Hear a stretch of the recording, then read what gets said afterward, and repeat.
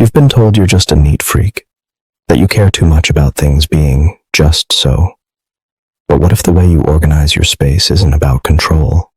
What if it's about something far deeper, something most people never see? Picture this.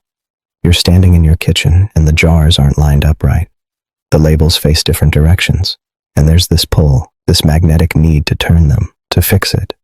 It's not about the jars. It's about the quiet hum in your chest that only disappears when everything clicks into place. Most people don't feel that hum. You do, and it costs you something. Here's what's really happening. Your need to organize isn't shallow or superficial. It's a psychological strategy. Your brain has learned that when your environment is structured, you can finally think. You're not obsessive. You're creating the conditions where your nervous system feels safe enough to rest. Let me break down exactly why this happens and why it says something powerful about how you're wired. Number 1, your brain processes external chaos as internal threat. When your surroundings are disorganized, your nervous system reads it as unpredictability, and unpredictability to your brain means danger. So you organize, not because you're uptight, but because you're calming a system that's constantly scanning for what might go wrong. You're not controlling your space, you're regulating your body. Number 2, organizing gives you tangible proof of progress.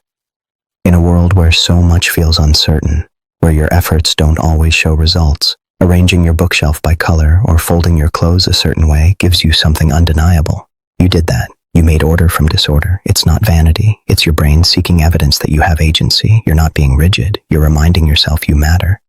Number 3, you're probably carrying invisible mental load. The kind no one sees.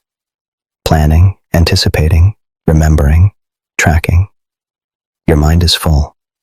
And when your physical space is cluttered, it's like adding static to an already overwhelming frequency. You organize to clear bandwidth. You're not being picky. You're protecting your processing power. Number 4, there's a dopamine hit in completion. When you finish organizing a drawer, your brain releases a reward signal. It's small, but it's real. And if other areas of your life feel incomplete or out of your control, your home becomes the one place where you can experience that feeling of done. You're not avoiding real problems. You're finding wins where you can. Number 5, you're creating a sanctuary. For some people, home is just where they sleep. For you, it's where you recover. Every item in its place isn't about perfection. It's about building an environment that doesn't ask anything of you. You're not being excessive. You're being intentional about your peace. Here's the beautiful contradiction.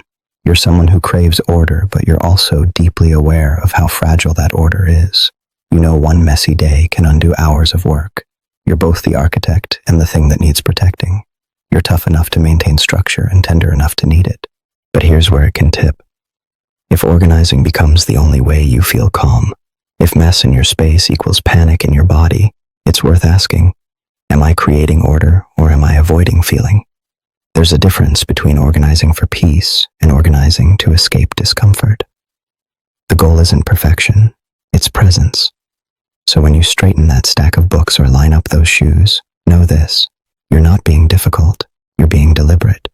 You're someone who understands that the space you live in shapes the life you live. And that's not small, that's wisdom. Drop a comment. Team everything labeled or team organized chaos? And if this hit, the next video breaks down the psychology of people who always need to be early. Because punctuality and organizing, they're closer than you think.